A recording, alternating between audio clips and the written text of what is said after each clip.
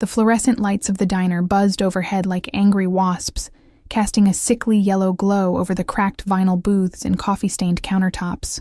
My feet ached, a dull, persistent throb that radiated from my heels up through my calves. 6 hours into my shift, and the smell of burnt coffee and grease had seeped so deeply into my uniform that I wondered if I'd ever wash it out. I was nobody here, just another waitress in a stained apron, refilling cups and clearing plates while the world moved around me like I was furniture. Invisible. Disposable. "Emma, table 7 needs a check," called Marco from behind the counter, his voice barely cutting through the din of clattering dishes and muted conversations. I nodded, pushing a strand of dark hair behind my ear. My reflection in the diner's grimy window showed exactly what I'd become at 23. Exhausted, pale, with shadows under my eyes that no amount of concealer could hide. Working 2 jobs to keep my head above water meant sleep was a luxury I couldn't afford. The evening rush had finally died down to a handful of stragglers nursing cold coffee and cheaper meals. I moved through my routine mechanically, my mind already calculating whether this week's tips would cover both my rent and the electric bill, or if I'd have to choose again. The bell above the entrance chimed. I didn't look up immediately. Why would I? It was just another customer, another order, another $1.50 tip if I was lucky. But the diner went quiet. It wasn't a complete silence. The coffee machine still hissed, the kitchen still clanged, but something shifted in the air. A tension that made my skin prickle with awareness. I glanced up from the check I was writing, and my pen froze mid-stroke. 3 men had entered. No, not just men. Presences. The 2 flanking the door were built like concrete blocks poured into expensive suits, their eyes scanning the room with the cold efficiency of security cameras. But it was the man in the center who stole the oxygen from my lungs. He couldn't have been more than 30, with dark hair swept back from a face that belonged on a screen, not in a run-down diner in Queens. His suit was midnight blue, tailored so perfectly it seemed like a second skin, and even from across the room, I caught the scent of something expensive. Cedar and leather, and something darker, like smoke and danger. Power radiated from him like heat from asphalt in summer. The kind of power that didn't need to announce itself because everyone already knew. He moved with deliberate grace, his polished shoes clicking against the faded linoleum as he chose a booth in the corner, the one with the best view of both the entrance and the back exit. His guards positioned themselves nearby, one by the door, one with a clear line of sight to their boss. My heart hammered against my ribs. I'd lived in this neighborhood long enough to recognize what I was seeing. You didn't dress like that, move like that, command a room like that unless you were someone. Someone dangerous. "Emma?" Marco's voice was tight, nervous. "Table 12.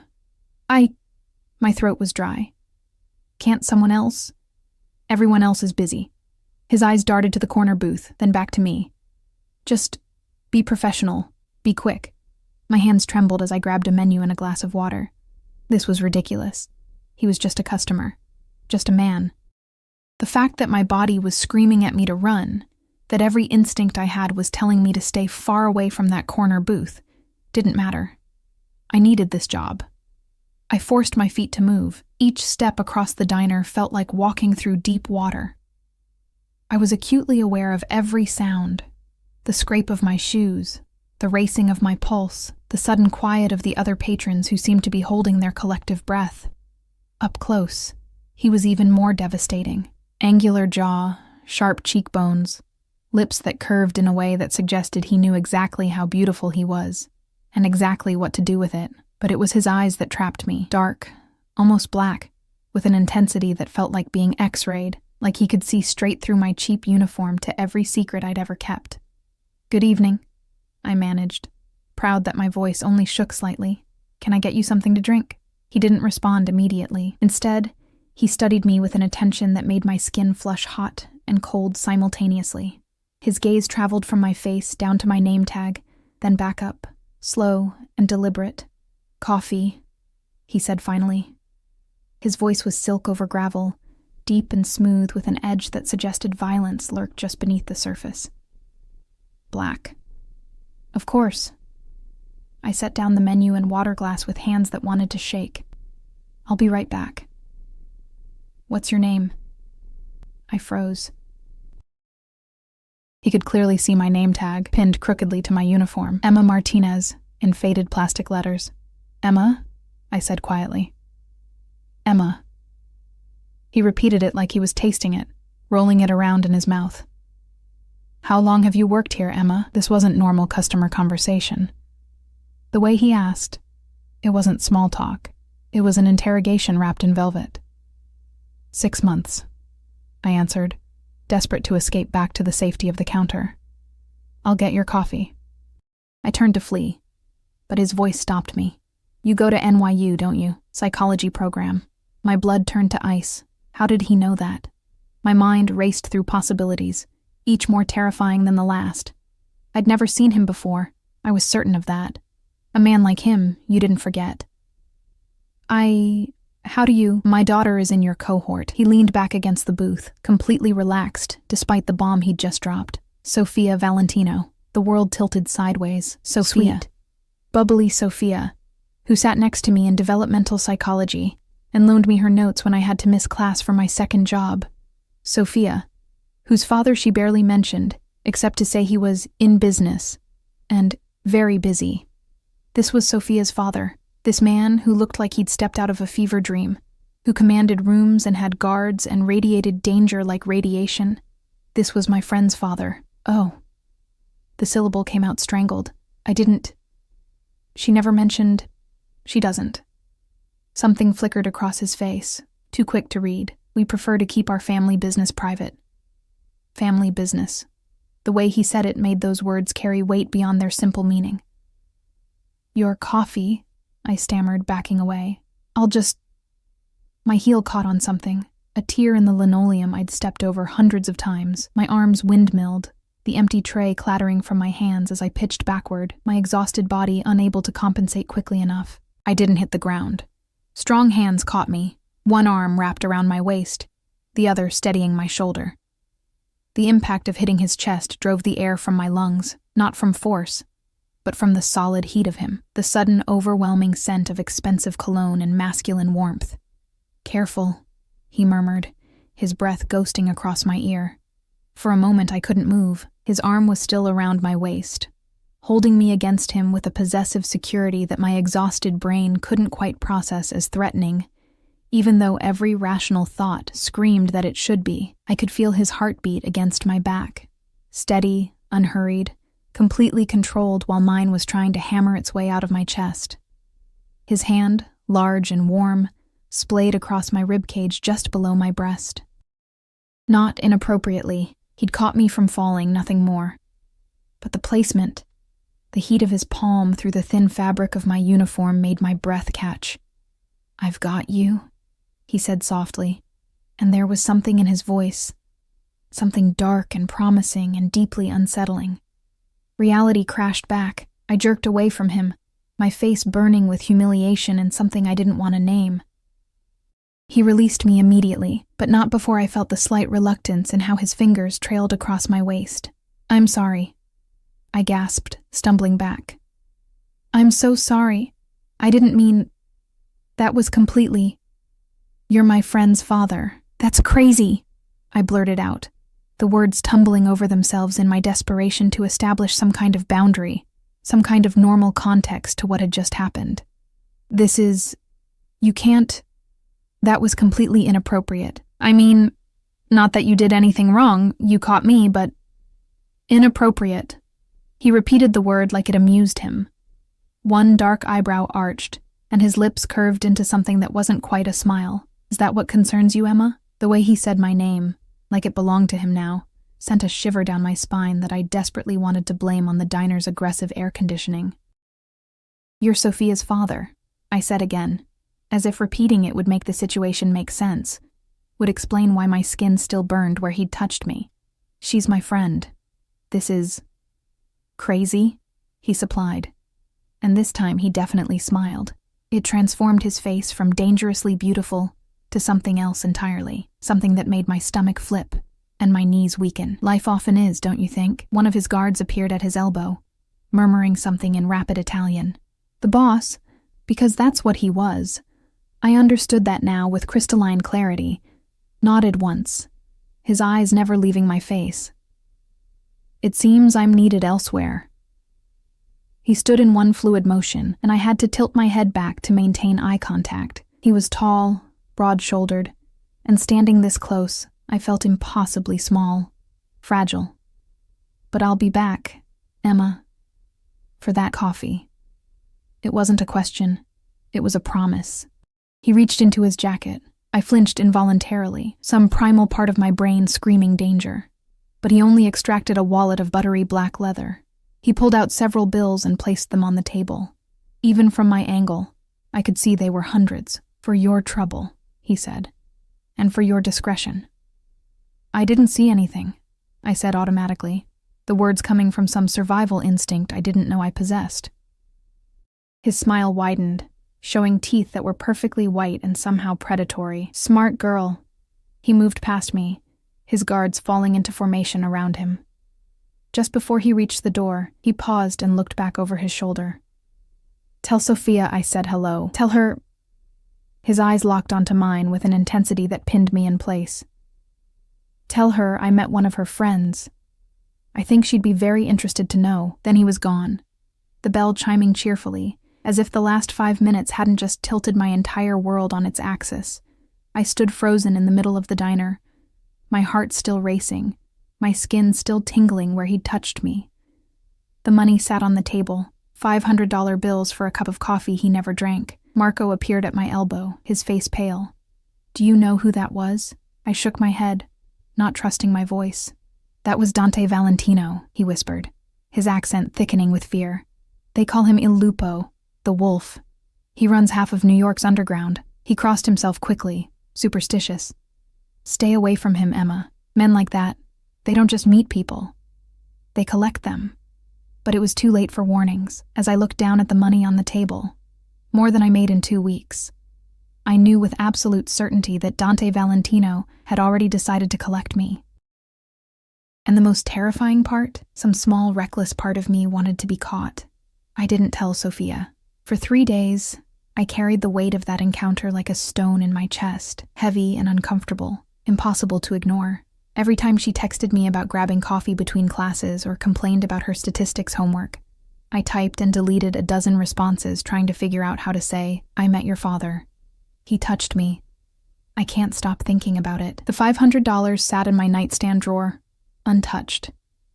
Blood money, I told myself. Hush money. Money that came with strings attached, invisible threads that would tangle around my throat if I wasn't careful. But my landlord didn't care about my moral crisis.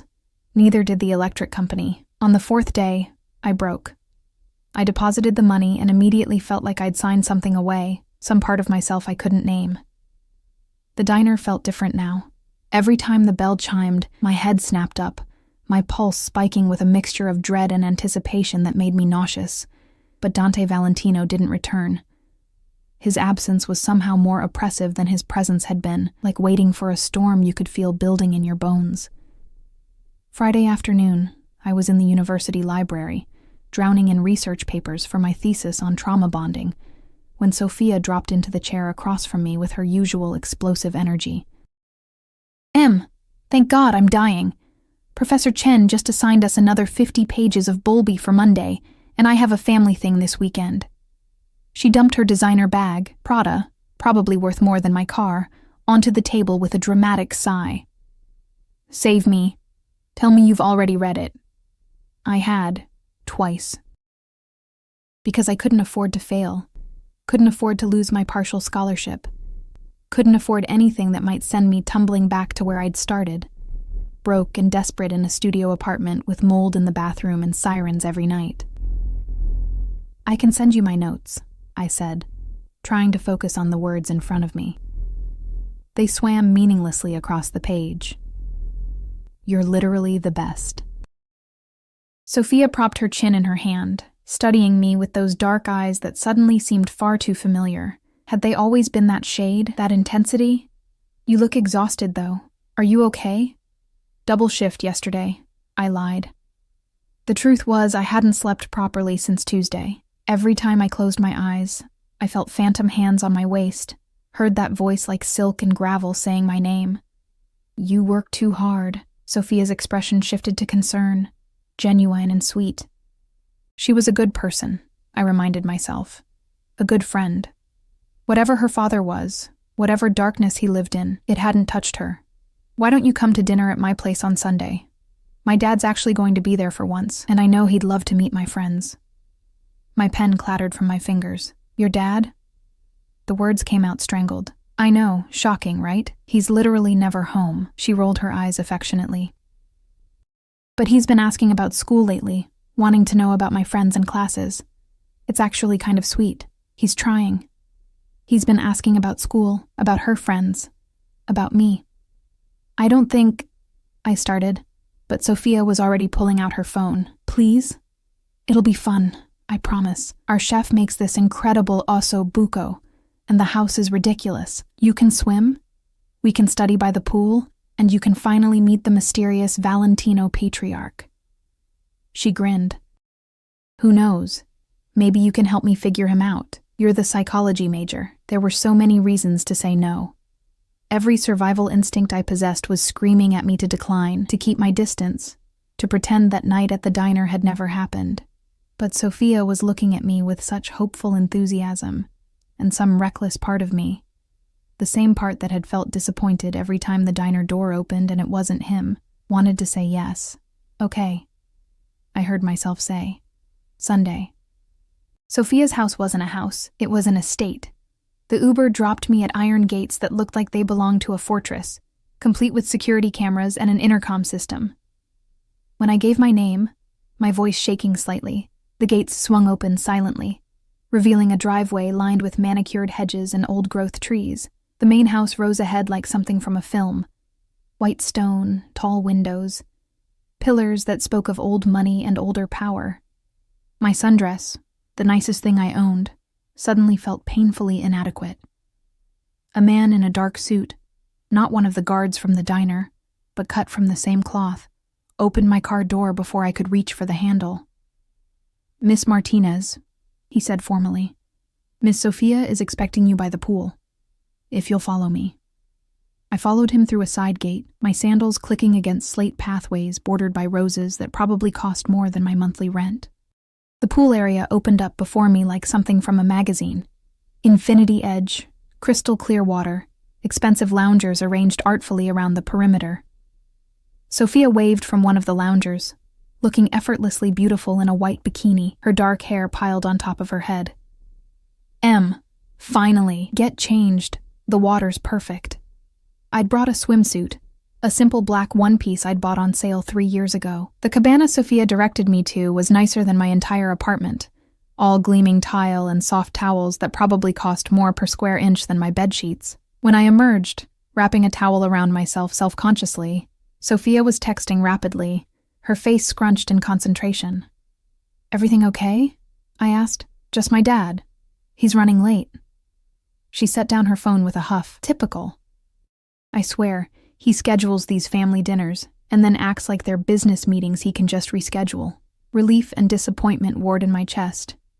Maybe he wouldn't come at all. Maybe I could enjoy this afternoon in this beautiful space with my friend and then leave before... Sophia. The voice cut through the afternoon air like a blade through silk. I turned, and there he was. Dante Valentino stood at the edge of the pool area, backlit by the late afternoon sun in a way that made him look almost supernatural. He'd traded the midnight suit for dark slacks and a white shirt, with the sleeves rolled to his elbows, revealing forearms roped with muscle and marked with scars I hadn't seen before. His eyes found me immediately, locking onto my mostly bare skin with an intensity that made me acutely aware of every exposed inch of myself. Daddy! Sophia jumped up, apparently oblivious to the way the air had suddenly become too thick to breathe. You made it. Come meet Emma. She's in my developmental psych class, remember? I told you about her. Emma, he moved forward with that same predatory grace I remembered, his gaze never leaving my face. Yes. I believe we've met. My heart stopped. Sophia's head whipped between us, confusion clouding her features. Wait, what? When? Your father came into the diner where I work, I said quickly, praying my voice sounded normal. Earlier this week. Small world. Super small. Sophia laughed, but there was a question in her eyes. You didn't mention it, Dad, didn't I? Dante's lips curved into something that wasn't quite a smile. He was close now. Close enough that I could smell cedar and smoke. Close enough that I had to tilt my head back to maintain eye contact. I must have forgotten. So many meetings. They all blur together. Liar. He hadn't forgotten anything. The way he was looking at me now, like I was something he'd been searching for, made it clear that every second of our encounter had been catalogued and filed away in that dangerous mind. Emma's brilliant, Sophia said proudly, completely missing the undercurrent of tension thrumming through the air. Top of our class. She's writing her thesis on trauma bonding. You know, like Stockholm Syndrome and attachment in abusive relationships. Fascinating, Dante murmured, his eyes still fixed on mine. Attachment in dangerous situations. Tell me, Emma, what draws someone to remain in a relationship they know could destroy them? The question hung between us, loaded with meaning I didn't want to unpack. Fear, I said quietly, and the illusion of safety. The captor provides moments of kindness, and the victim's brain bonds to those moments, desperate for connection, even when logic says to run. But sometimes, Dante said, taking another step closer, what looks like a cage is actually protection.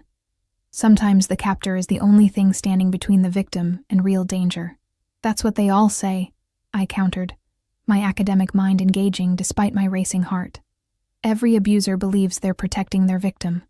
It doesn't make it less destructive. Something flashed in his eyes. Approval, maybe. Challenge, definitely. I think, he said softly, his voice dropping to a register that seemed meant only for me, despite Sophia standing right there. You'd be surprised what you'd accept if you understood the alternative. Okay, you two are being super weird and intense, Sophia interjected, laughing nervously. Can we maybe not turn pool day into a psych seminar? Get in the water before you burn. Dad, stop being intimidating. Dante's gaze slid to his daughter, and his entire demeanor shifted, softening, warming in a way that was almost shocking in its contrast. I'm not intimidating anyone, Piccola. Just having a conversation. Uh-huh. Sophia grabbed my hand, tugging me toward the pool. Come on, Em. Let's leave my dad to his mysterious brooding. I let her pull me away, grateful for the excuse to escape those dark eyes. The water was cool against my overheated skin, and I dove under, letting it close over my head and muffle the world above. When I surfaced, pushing wet hair from my face, Dante was still standing at the edge of the pool, watching me with an expression I couldn't read. Then he smiled, a real smile that transformed his features from dangerous to devastating, and began unbuttoning his shirt. What are you doing? Sophia asked, surprised. It's a pool party, isn't it? He shrugged out of the shirt, revealing a torso that belonged in marble. All lean muscle and olive skin marred by more scars, a roadmap of violence survived. Seems a shame to waste it. He dove in without hesitation, barely making a splash, and when he surfaced near us, water streaming from his dark hair, I couldn't breathe properly. This was wrong. So deeply, fundamentally wrong. He was a mafia boss, a criminal. A man who probably had blood on his hands and bodies in his wake. He was my friend's father. And I wanted him anyway. The afternoon dissolved into something surreal. Sophia chattering away about classes and campus gossip while her father circled us like a shark in expensive swim trunks, his attention never straying far from me. Every time I looked up, he was there, watching, assessing, claiming me with his eyes in ways I knew I should find terrifying. When Sophia got out to take a phone call, I found myself alone in the pool with him, the silence stretched, heavy, and expectant. You shouldn't have come, Dante said finally, his voice low enough that it wouldn't carry. Sophia invited me, I replied, trying to sound defiant. I'm her friend. That, he said, moving closer through the water, is the problem. My back hit the pool's edge. He was close now, so close I could see water droplets caught in his eyelashes, could count the faint lines around his eyes that suggested he smiled more than his reputation would indicate. You're going to stay away from her, I said, my voice shaking but firm. She's sweet and kind and nothing like me, he finished. I know. I've spent her entire life trying to keep my world from touching hers. His hand came up, gripping the pool edge beside my head, caging me without actually touching me. But then you walked into my life, Emma Martinez, and suddenly my carefully constructed walls feel very fragile. I didn't walk into anything, I protested weakly. I was just working. And I was just getting coffee. His other hand mirrored the first, trapping me completely. Fate, perhaps, or punishment. I haven't decided which. This is insane. You're her father, he said. I know. Believe me, I've been reminding myself of that fact every hour since Tuesday night. Then you understand why this, whatever this is, can't happen. Oh, I understand. He leaned closer, and I could feel his breath on my damp skin. But understanding something and being able to stop it are two very different things, Dante. His name on my lips felt intimate. Forbidden, say it again. He commanded softly. I shook my head, refusing, even as my body betrayed me by trembling. Emma! Sophia's voice carried from somewhere behind us. Dad! Dinner's ready! Dante pulled back immediately, the spell breaking. But his eyes, God, his eyes, promised that this conversation was far from over. As he hauled himself from the pool in one smooth motion, water sluicing down the planes of his back, I realized with absolute certainty that I was in terrible danger. Not from him. From myself. Dinner was an exercise in psychological torture. The dining room was all dark wood and crystal chandeliers, a table long enough to seat 12 set intimately for 3. Sophia sat at one end, chattering happily about her upcoming exams. I sat across from her, hyper-aware of every movement, every breath. Dante sat at the head of the table, positioned so he could see both of us, so he could watch me. The food was exquisite. The promised osso buco, risotto that melted on my tongue, wine that probably cost more than my textbooks. I tasted none of it. Every bite was ash in my mouth because I could feel his gaze on me like a physical touch, heavy and possessive. So, Emma, Sophia said, twirling her fork through risotto, have you thought about what you're doing this summer? I know you mentioned maybe staying in the city for classes. I need to work, I said automatically. Can't really afford to take time off. Both jobs? Sophia's face scrunched with concern. That's brutal. You'll burn out. Some of us don't have a choice, I said, then immediately regretted the bitterness in my tone. Sorry. I just mean, don't apologize. Dante's voice cut through my stumbling. You work hard. That's admirable. His fingers wrapped around his wine glass, and I found myself mesmerized by the movement. Long fingers, strong hands, a signet ring on his right hand that caught the light. What's your other job besides the diner? I tutor, I said quietly. High school kids, mostly. SAT prep, essay writing. She's amazing at it, Sophia added enthusiastically. One of her students got into Columbia early decision. Impressive. Dante took a sip of wine, his eyes never leaving my face. You clearly have a gift for understanding people. Reading them. It's just psychology, I deflected. No. He set down his glass with deliberate care. It's more than that. Psychology is academic. What you have, the ability to see into people, to understand what drives them, that's instinct. That's dangerous. The word hung between us, loaded with meaning. Dangerous? Sophia laughed. Dad, she's a tutor, not a spy. Dangerous to be that perceptive, Dante clarified, but his eyes told me he meant something else entirely. People don't like being seen. Not really. They'll resent you for it. Or worse, they'll become obsessed with being understood by you. My mouth went dry. We weren't talking about tutoring anymore.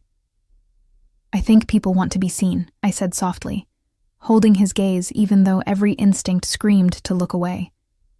They just want to be seen by the right person. Something flickered across his face, raw and hungry, and quickly shuddered. Emma's practically a workaholic, Sophia said, oblivious. I keep telling her she needs to relax more, have some fun. She hasn't even been to a single party this semester. Perhaps she's simply selective about how she spends her time, Dante said. Quality over quantity. Or maybe she's scared, Sophia teased gently. Come on, Em. Live a little. You're 23, not 40. I live plenty, I protested, but it sounded weak even to my own ears. The truth was, I was terrified. Terrified of losing control, of making mistakes I couldn't afford, of becoming like my mother, desperate and dependent on men who promised protection, but delivered pain. "What are you afraid of, Emma?" Dante asked, and the question felt like a hand reaching into my chest to wrap around my heart. "Nothing," I lied. "Everyone's afraid of something." He leaned back in his chair, the picture of casual power. "The question is whether that fear controls you, or whether you control it. And which one are you?" The question escaped before I could stop it. Bold and reckless and deeply inappropriate. Sophia's eyes widened. But Dante smiled, slow and predatory. "I thought you were good at reading people. What do you think? I thought he was a man who'd taken his fears and forged them into weapons. I thought he was someone who'd decided long ago that being feared was safer than being vulnerable. I thought he was dangerous and damaged and probably damned. I thought I should run. I think," I said carefully, "that fear and control aren't mutually exclusive.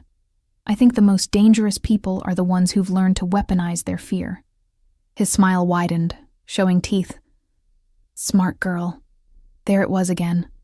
Those same words from the diner, delivered like praise and promise and threat all wrapped together. "Okay, this is getting weird again," Sophia announced, pushing back from the table. "I'm going to get dessert. You two play nice while I'm gone." The moment she disappeared through the kitchen door, the temperature in the room seemed to drop 10 degrees. Dante stood, moving around the table with that liquid grace that reminded me of big cats right before they pounced. He stopped behind my chair, close enough that I could feel the heat of him against my back. "You need to stop coming around," he said quietly. "Sophia's my friend. I know." His hand came to rest on the back of my chair, knuckles brushing my bare shoulder. I jerked at the contact, electricity racing down my spine. "Which is precisely why this is a problem." "I haven't done anything," I protested, my voice barely above a whisper. "You exist." His thumb traced a small circle on my shoulder blade, the touch so light I might have imagined it. "You sit in my house, in my pool, at my table, and you exist in a way that makes me want things I have no right to want." My breath caught. "Then don't you think it's that simple?" He leaned down, his lips near my ear. "You think I haven't tried? I've built an empire on control, Emma. I've done things that would give you nightmares. I've hurt people, killed people, destroyed lives without losing a single night's sleep." His breath was warm against my neck. "But you, a girl in a diner uniform who spilled nothing and broke nothing, you've haunted me for 4 days straight." "Stop," I whispered. But I wasn't sure if I was talking to him or myself. I should. His hand moved from my shoulder to my neck, fingers spanning my throat with terrifying gentleness. Not choking, not threatening, just holding, claiming. "I should send you away and never let you near my daughter again. I should make sure you understand that my world would eat someone like you alive." "Then why don't you?" My heart was hammering so hard I was sure he could feel it through my skin. "Because I'm a selfish bastard." His thumb stroked along my jaw. "Because I look at you and see something I haven't seen in 15 years. Something clean and bright and unbearably fragile. And instead of protecting you from myself, all I can think about is keeping you. I'm not a thing to be kept," I managed, though my voice shook. "No," he agreed. "You're a person. A brilliant, stubborn, beautiful person who should have better sense than to let a monster touch her." His hand tightened slightly on my throat. Not painful, but possessive. "But you're not pulling away, are you, Emma?" I wasn't. God help me, I wasn't.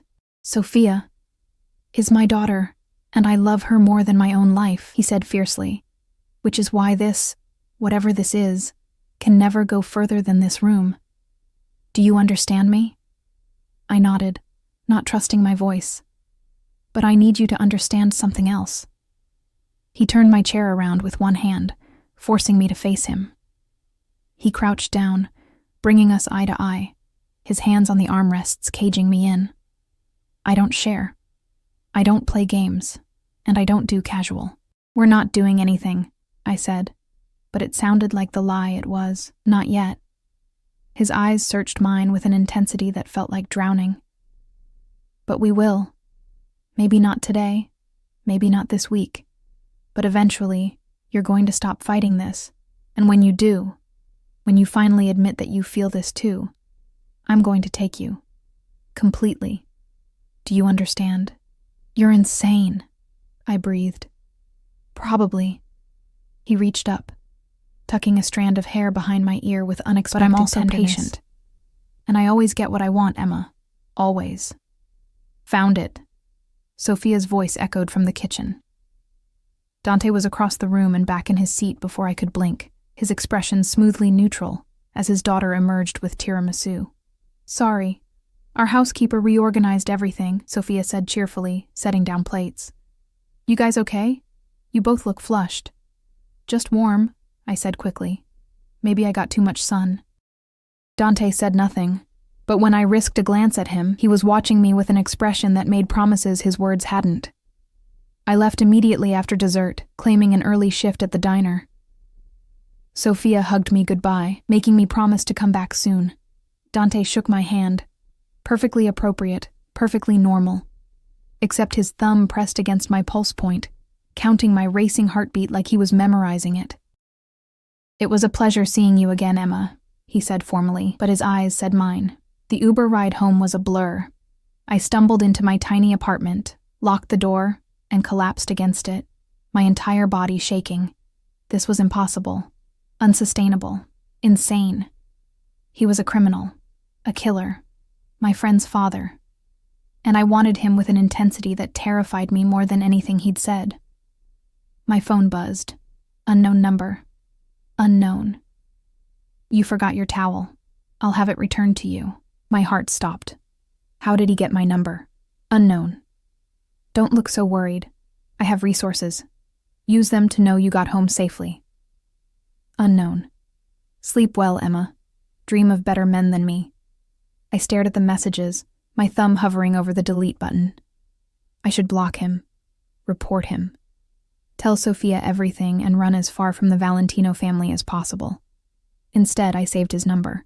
And late that night, when I couldn't sleep, when my skin still burned where he'd touched me, I typed out a message I would never send. I'm trying to dream of better men. But you're the only one who appears. I deleted it before I could do something catastrophically stupid, but I didn't delete his number. Monday morning, I was running late for my shift at the diner. My mind still foggy from another sleepless night. I'd managed to avoid Sophia all day Sunday, claiming illness via text.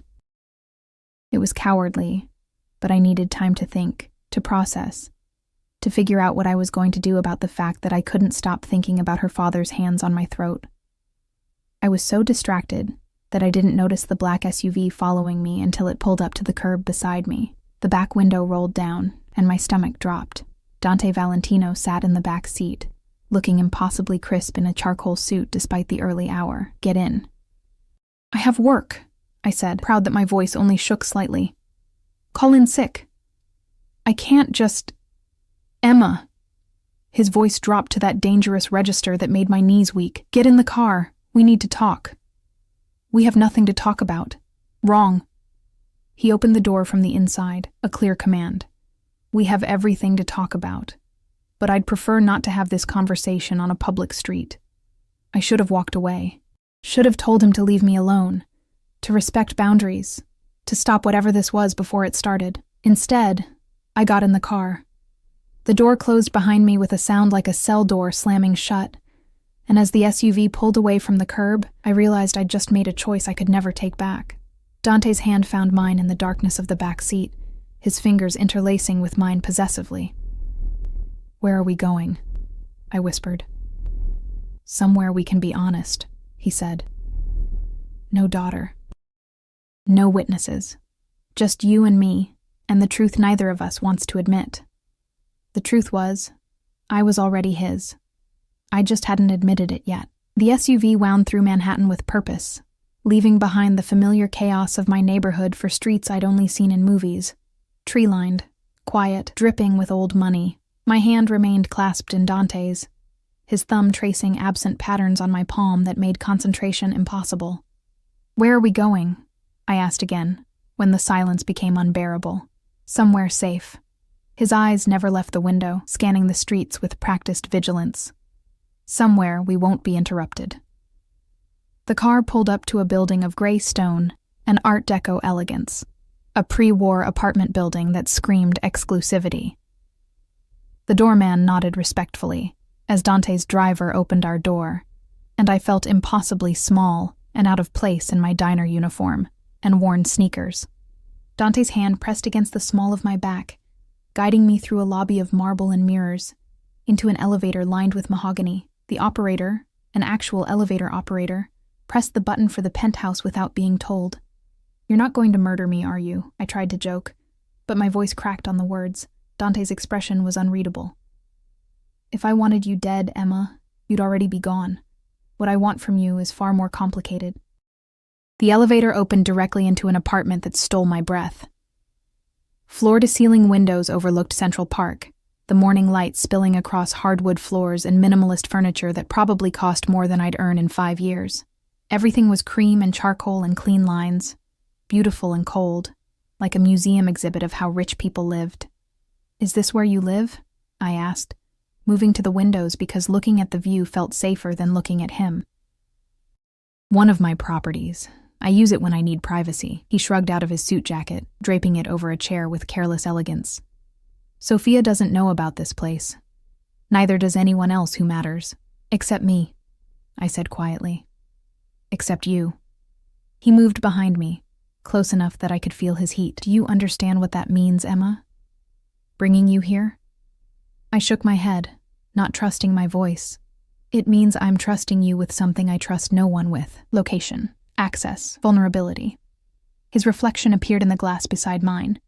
Darker, larger, overwhelming. "It means I'm giving you a weapon you could use to destroy me. I would never." "I know."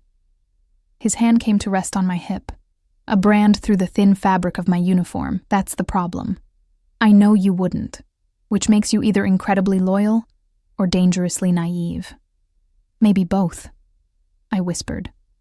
He turned me around, and suddenly we were chest to chest, his hands framing my face with a gentleness that contradicted everything I knew about him. "I brought you here to give you a choice," he said, his voice rough. "A real one. Without Sophia nearby, without witnesses or consequences you can't take back. I need you to understand what you'd be choosing." "I don't understand. I'm a bad man, Emma." His thumbs stroked my cheekbones, and I shivered. "Not complicated, not misunderstood, genuinely bad. I've killed people, not in self-defense, not in war. I've ordered executions. I've destroyed families, businesses, lives. I traffic in violence and fear, and I'm good at it." His eyes searched mine with desperate intensity. "And if you stay, if you choose this, I will consume you. I will be possessive and jealous and overprotective to the point of suffocation. I will want to own every smile, every thought, every breath. Do you understand what I'm telling you?" My heart was hammering so hard I thought it might break through my ribs. "You're trying to scare me away. I'm trying to be honest." His forehead dropped to mine, and I felt him trembling, actually trembling. "Because once this starts, Emma, I won't be able to stop. I won't want to stop. And you need to know that before you make a choice you can't unmake." "What if I've already chosen?" The words escaped before I could stop them, reckless and true and terrifying. His breath hitched. "Then God help us both." He kissed me. Not gently, not carefully. He kissed me like a drowning man gasping for air, his hands tangling in my hair, his body pressing mine back against the cold glass of the window. I gasped against his mouth, and he swallowed the sound, deepening the kiss until I couldn't remember why this was wrong. Couldn't remember anything except the taste of him. Coffee and danger and dark promises. My hands found his chest, and I meant to push him away. I swear I did. But instead, my fingers curled into his shirt, pulling him closer, desperate for more contact, more heat, more of whatever this madness was that had been building between us since the moment I'd looked up and seen him in that diner. When he finally pulled back, we were both breathing hard, his pupils blown wide with desire that matched my own. "This is insane," I panted. "Yes." He kissed my jaw, my neck, the hollow of my throat. Completely insane. You're my friend's father. I know. His teeth grazed my collarbone and I whimpered. Believe me, I know. She'll hate me, I said, reality crashing back. Sophia will... She can never know. He pulled back, his hands gripping my shoulders with bruising intensity. Not now. Maybe not ever. Do you understand, Emma? This. Us. It stays between these walls until I can figure out how to make it work. And if you can't, his jaw clenched, then I'll deal with the consequences. But I won't lose you. Not now that I've had you. You haven't had me, I protested weakly. His smile was dark and knowing. Not yet, but I will, cara mia, soon. My phone buzzed in my pocket, shattering the moment. I fumbled for it with shaking hands. Sophia's name flashed across the screen. Sophia. Where are you? You're not at the diner and you're not answering your phone, getting worried. Guilt crashed over me like a wave. What was I doing? This beautiful, kind girl who'd been nothing but a friend to me, and I was pressed against windows kissing her father, planning secret meetings, becoming exactly the kind of person I'd always despised. I have to go, I said, my voice breaking. This is wrong, Dante. It's all wrong. Wrong doesn't mean impossible. He caught my wrist as I tried to move past him. And it doesn't change how you feel. How I feel doesn't matter, I shot back. Sophia matters. Your relationship with her matters. I'm not going to be the thing that destroys that.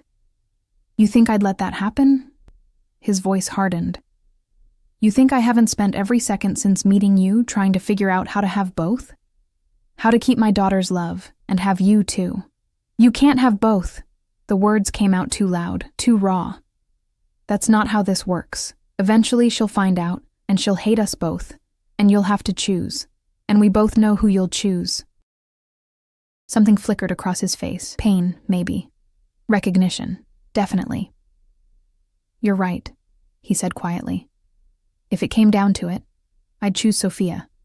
Every time. She's my daughter, my blood, my responsibility.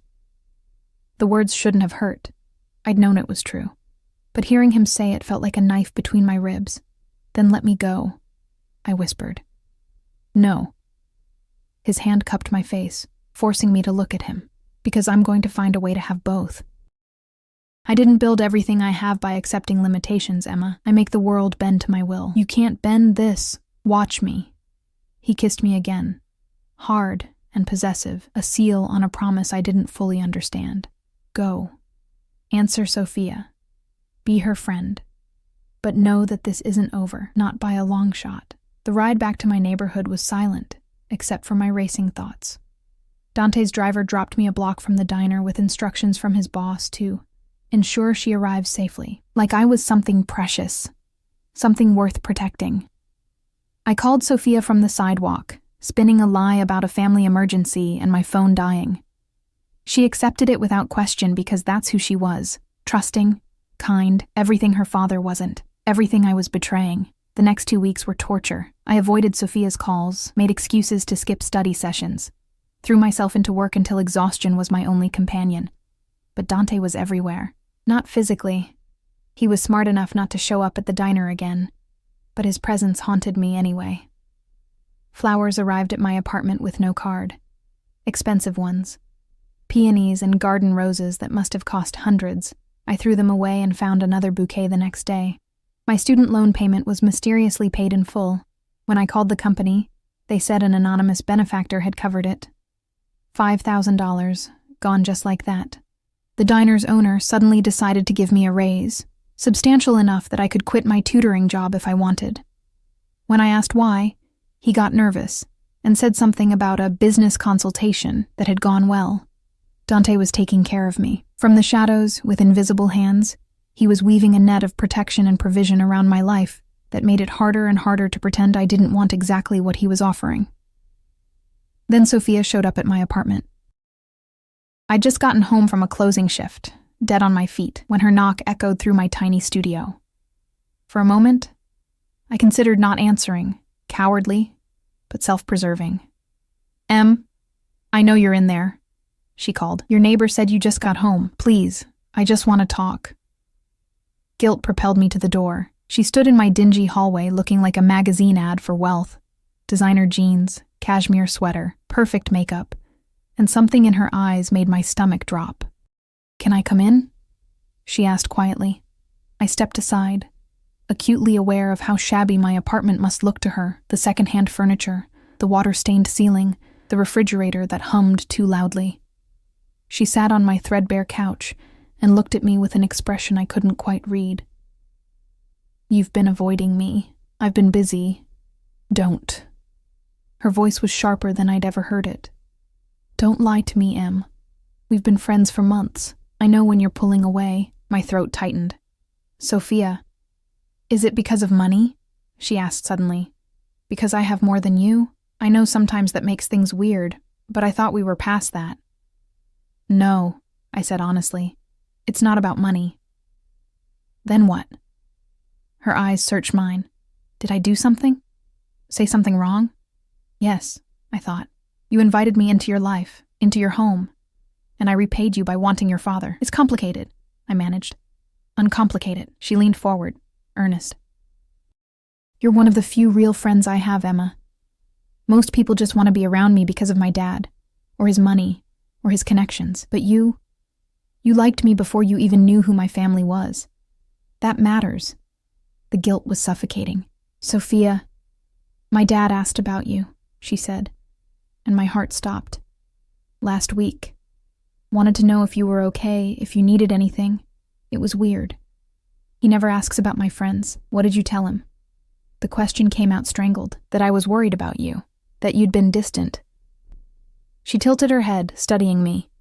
He got this look on his face. Like he knew something I didn't. My pulse thundered in my ears. "I'm sure he was just... Emma." Her voice dropped. "My dad is a lot of things, but subtle isn't one of them when it comes to protecting what's his. And lately, he's been acting like you're under his protection. That's ridiculous. Is it?" She stood, pacing my small space. "The flowers. The sudden good fortune. My father operates in patterns, and I've been watching him my whole life. This is what he does when he's claimed something." Claimed. The word came out weak. She turned to face me, and her expression was careful, calculating. More her father's daughter than I'd ever seen. "I need you to be honest with me," she said quietly. "Is there something going on between you and my dad?" The question hung in the air like smoke from a gun. I could lie. Should lie. Protect everyone involved with a simple denial. But looking into Sophia's eyes, intelligent, knowing, already suspicious, I knew the lie wouldn't hold. "Yes," I whispered, and watched her face crumble. The silence that followed my confession was deafening. Sophia stared at me like I'd struck her, her face cycling through emotions too quickly to track. Shock, hurt, disgust, confusion. "How long?" Her voice was barely audible. 2 weeks. Not even that. I wrapped my arms around myself, feeling exposed. "Nothing's really happened, we've just what?" She laughed, bitter and harsh. "Just kissed? Just fucked? Just decided to betray me behind my back?" "It wasn't like that." "Then what was it like, Emma?" She whirled on me, and I'd never seen her like this, fury making her beautiful face sharp and cold. "Explain to me how my friend, my trusted friend, ends up with my father, a man twice your age who kills people for a living." "I know how it sounds. Do you?" She stepped closer, and I could see tears threatening at the corners of her eyes. "Do you have any idea what it's like to be me? To have everyone around you want something from you? From your family? From your father's power? I thought you were different. I thought you actually gave a shit about me." "I do." The words burst from me desperately. "Sophia, I never meant for this to happen. I tried to stay away, tried to stop it. Clearly not hard enough." She swiped angrily at her eyes. "God, I'm so stupid. The way he looked at you at dinner, the questions about you. I saw it and I ignored it because I trusted you both. Shame burned through me like acid. I'm sorry. I'm so sorry. Sorry doesn't fix this." She grabbed her purse, heading for the door.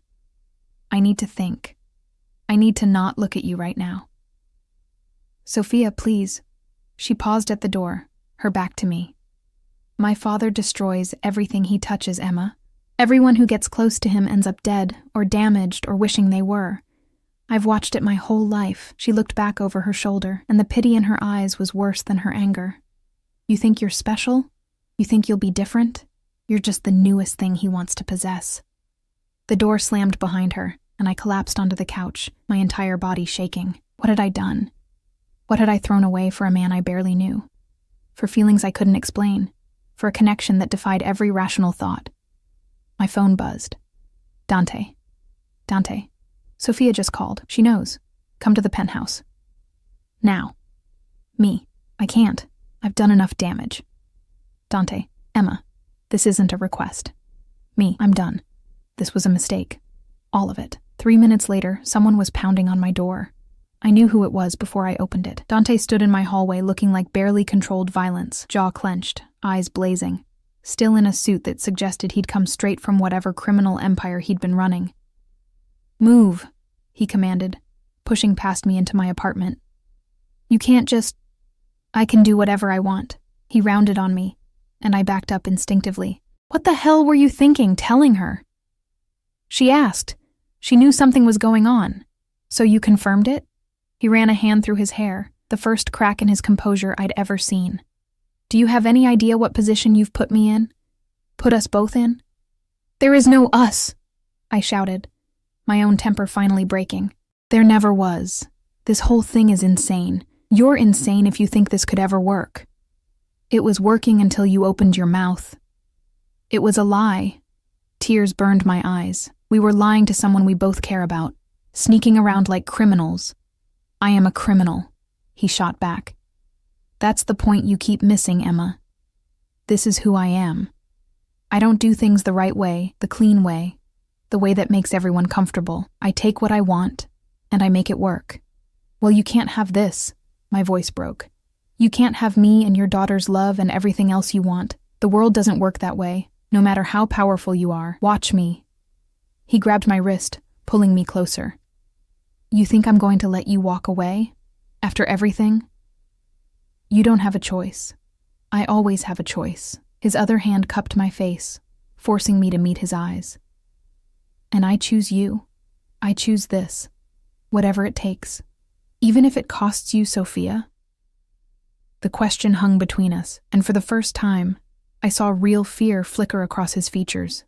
It won't come to that, he said. But it sounded like he was trying to convince himself. It already has. I pulled away from him, putting distance between us. She looked at me like I was garbage, Dante. Like I was just another person using her to get to you. And maybe I am. Maybe that's exactly what this is. You don't believe that. I don't know what I believe anymore. I pressed my palms against my eyes, exhausted. I just know that I can't do this. I can't be the reason you lose your daughter. I can't be that person. So what? His voice went cold. You're just going to run? Pretend this never happened? Yes. The word tasted like ashes. That's exactly what I'm going to do. I won't let you. You don't own me, I said quietly. No matter how much you want to, no matter how many flowers you send, or bills you pay, or lives you rearrange, you don't own me. Something dangerous flashed in his eyes. You think I've been trying to own you? Emma, if I wanted to own you, you'd already be mine. What I've been doing is courting you, showing you what I can provide, what I can give you. But you're right. I don't own you. He moved closer, predatory. Yet. There is no yet. His phone rang, cutting through the tension. He glanced at the screen and cursed viciously in Italian. I have to take this, he said, his jaw tight, but this conversation isn't over. He answered in rapid Italian, his voice dropping to that dangerous tone I'd heard once before. Whatever he was hearing made his expression darken, and fear skittered down my spine. He ended the call and looked at me with an intensity that stole my breath. Get your things, he said quietly. You're coming with me. What? No. Emma. He grabbed my shoulders, and genuine fear flickered in his eyes. That was my security team. Someone's been asking questions about you, taking photographs, following you. My blood turned to ice. What are you talking about? I have enemies, dangerous ones. And now that you've been seen with me, at my home, in my car, you're a target. His hands tightened on my shoulders. I need to keep you safe until I can figure out who's behind this. This is insane. This is my world. He cut me off. And you're in it now, whether you like it or not. So you can come with me willingly, or I can carry you out of here, your choice. I wanted to argue, wanted to tell him he was overreacting, that this was just another manipulation tactic. But the fear in his eyes was real, the tension in his body was real. And if someone was following me, taking pictures, for how long? I asked quietly. As long as it takes. He pulled out his phone, already texting rapid commands. Pack a bag. Clothes for a week, anything you can't live without. My hands shook as I threw things into a duffel bag. Jeans, shirts, toiletries, my laptop. This wasn't happening. This couldn't be happening. What about my jobs? I asked. I can't just disappear. Already handled. The diner's been told you had a family emergency. Your tutoring students are being reassigned. He was all business now, dangerous and efficient. Your rent for the next 3 months is paid. Nothing will fall apart while you're gone. You can't just arrange my entire life. I can, and I have. He took my bag from me, slinging it over his shoulder. Now move. My car's waiting. The SUV was indeed waiting, engine running. 2 guards flanking it with hands inside their jackets. This was real. This was actually happening. Dante bundled me into the back seat and climbed in after me, immediately on his phone issuing orders in English and Italian. The car pulled away from my building, and I watched my neighborhood, my life, disappear through the rear window. Where are we going? I asked numbly. Somewhere safe. Somewhere no one will find you. What about Sophia? His jaw clenched. She's already at the estate. Extra security. No leaving until this is resolved. She'll think I've disappeared because I'm a coward. She'll think you're safe, which is what matters. He finally pocketed his phone and turned to me, his expression softening slightly. I know you're scared. I know this isn't what you wanted, but I will keep you safe, Emma. That's a promise. Why? The question escaped before I could stop it. Why do you care this much? You barely know me. I know enough.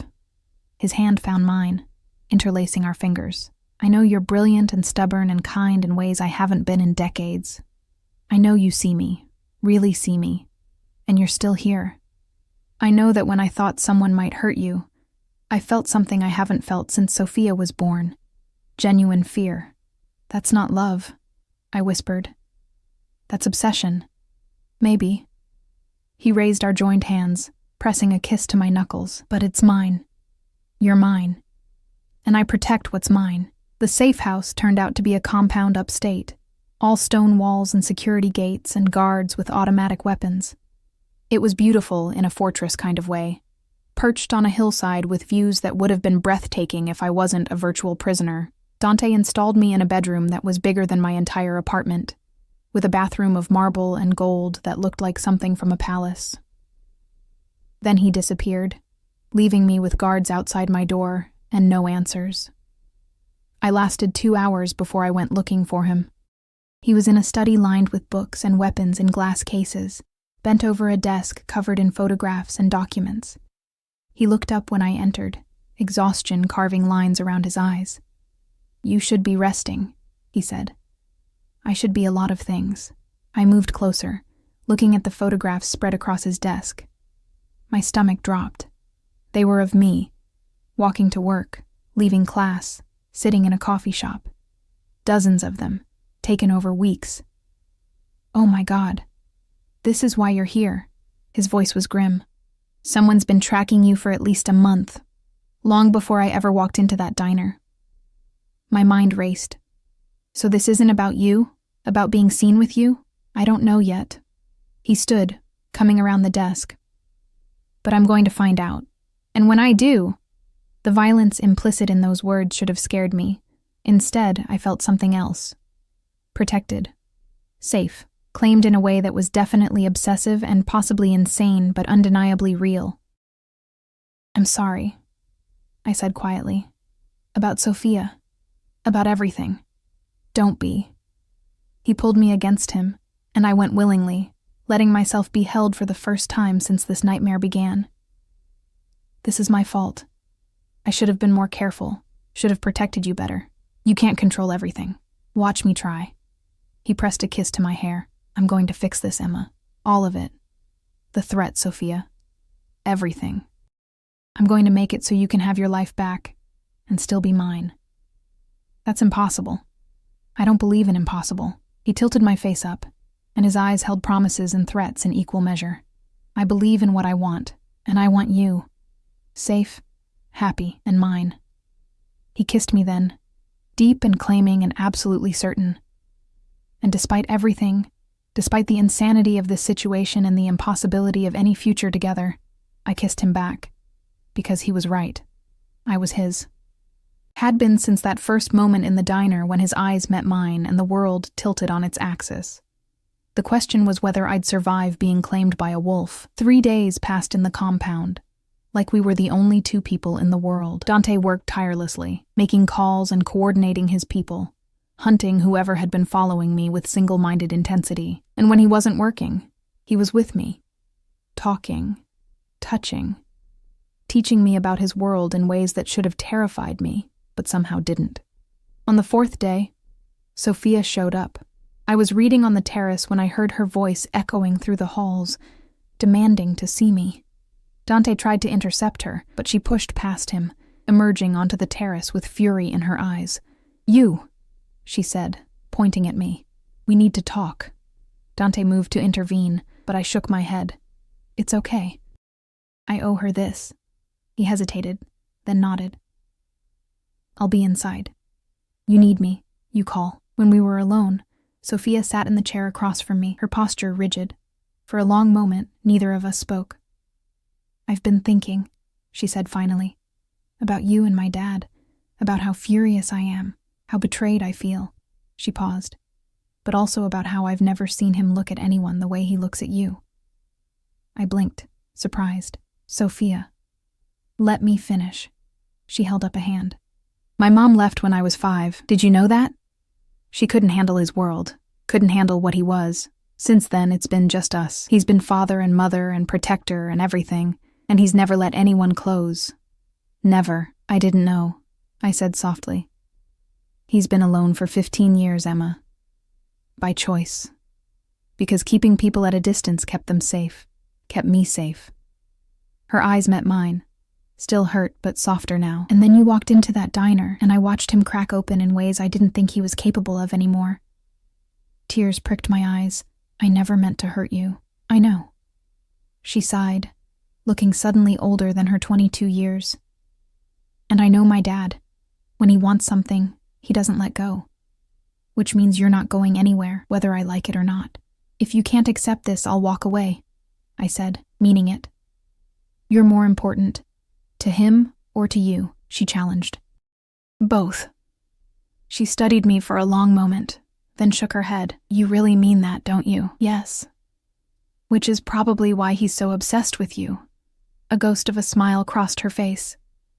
You're the first person who's ever chosen me over him, even knowing what he can give you, what he can do for you. You'd still walk away from me. You're my friend, I said simply. And he's what? Your lover? Your boyfriend? Your mobster sugar daddy? The words were bitter, but there was less venom in them now. Honestly, I don't know what he is. I looked down at my hands. I just know that when I'm with him, I feel seen in ways I've never felt before.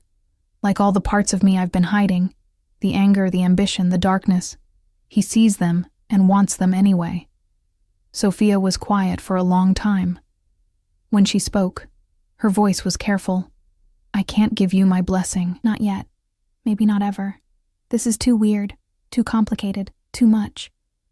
I understand. But, she continued, I also can't hate you for making my father human again, for making him feel something other than responsibility and violence. She stood, moving to the terrace railing. So here's the deal. You don't flaunt this in my face. You don't make me choose between you, and we figure out some kind of messed up new normal. Hope bloomed in my chest. Really? I reserve the right to be weird about it for, forever, she added. And if he hurts you, I'll kill him myself. I laughed, surprised and grateful and overwhelmed. Deal. She turned back to me, and her expression was serious. But Emma? He's dangerous. Like genuinely, legitimately dangerous. Whatever's happening with this stalker situation, this is his world. Violence and territory and enemies who would kill you just to hurt him. Are you ready for that? Before I could answer, an explosion rocked the compound. The windows blew inward, glass raining down like deadly snow. I threw myself over Sophia instinctively, covering her as shouts erupted from inside the house. Gunfire. Rapid, professional, terrifyingly close. Dante burst onto the terrace, blood on his shirt, a gun in his hand. Get down! Now! He grabbed us both, hauling us back into the house and down a hallway I'd never seen before. His guards appeared, forming a protective barrier as more gunfire echoed through the compound. What's happening? Sophia demanded, her voice shaking. Rival family, they found us. Dante's voice was cold, controlled, lethal. He pushed open a door to reveal stairs leading down. Safe room, both of you. Now. I'm not leaving you, I started. Emma. He gripped my face in his hands, his eyes fierce. I will handle this, but I can't do that if I'm worried about you. Please, keep my daughter safe. The please broke me. I nodded, taking Sophia's hand and pulling her toward the stairs. The safe room was underground, concrete and steel, stocked with supplies. We could hear the battle raging above, muffled explosions, gunfire, screaming. Sophia was crying silently, and I held her, both of us shaking. He'll be okay, I whispered. He has to be okay. 2 hours later, the door opened. Dante stood there, covered in blood and gunpowder residue, exhausted but alive. His eyes found mine immediately, and the relief in them was profound. It's over, he said. They're dead, all of them. Sophia ran to him, and he held her tight, murmuring assurances in Italian, but over her shoulder, his eyes stayed locked on mine. Later, after Sophia had been settled in her room with guards and sedatives, Dante found me on the terrace, staring at the stars. You could have died, I said without turning around, but I didn't. He came up behind me, wrapping his arms around my waist, because I had something to live for. This is insane. Yes. He pressed a kiss to my neck, but it's our insane, mine and yours. I turned in his arms, looking up at this dangerous, damaged, devoted man. What happens now? Now? He smiled, and it was real, and warm, and everything I'd never expected from someone like him. Now I court you properly. Now I win my daughter's acceptance one awkward family dinner at a time. Now I eliminate any remaining threats and make sure you can live your life without fear. And then I marry you, he said simply. Because I'm Italian, and traditional, and possessive as hell. And because you're mine, Emma Martinez. You've been mine since the moment you looked up at me in that diner and didn't run. I should have run, I whispered. But you didn't. His forehead touched mine. You stayed. You chose this. You chose me. And I'm going to spend the rest of my life making sure you never regret it. He kissed me as the sun rose over the compound, bathing us in golden light. And despite everything, the violence, the impossibility, the absurdity of falling for my friend's father who happened to be a mafia boss, I knew he was right. I'd chosen this. Chosen him. Chosen a life that would never be normal or safe or simple, but it would be ours. And somehow, that was enough. Epilogue. 6 months later, I stood in front of a mirror in a dress of ivory silk, my hands shaking as Sophia adjusted my veil. You look beautiful, she said softly. Stupidly, unfairly beautiful. You don't have to do this, I told her for the 100th time. Be my maid of honor. If it's too weird, shut up. She squeezed my hand. It's definitely weird, like therapy for life weird, but you make him happy. And weirdly, he makes you happy, so I'm choosing to be supportive and only occasionally traumatized. I laughed, tears threatening my carefully applied makeup. Outside, in a garden filled with flowers that probably cost more than my old apartment, Dante waited. We'd had 6 months of careful courtship, of family dinners that were sometimes awkward but increasingly warm, of building something real beneath the obsession and desire. The rival family had been eliminated. The stalker, a bitter ex-associate of Dante's, had been dealt with. My life had been returned to me, upgraded with security and resources, but fundamentally still mine. And through it all, Dante had been patient and possessive and perfectly himself. When I walked down the aisle on Sophia's arm, because I had no father to give me away, and she'd insisted, Dante's eyes never left my face. The fierce love in them, the possessive devotion, the promise of protection and passion and partnership. "You're my friend's father. That's crazy," I'd told him once, in a diner that felt like a lifetime ago. Now, as I took his hands and promised him forever, I realized that crazy was exactly what I'd needed. Crazy enough to believe in love at first sight. Crazy enough to fight for something impossible. Crazy enough to let myself be caught by a wolf who turned out to have a heart. "I love you," he whispered as he slid the ring onto my finger. "I know," I whispered back. That's the craziest part of all. And when he kissed me, sealing vows that defied logic and probability and every rule I'd ever lived by, I knew with absolute certainty that I'd made the right choice, because some cages weren't prisons. Some were promises. And some wolves didn't devour you, they devoted themselves to you instead.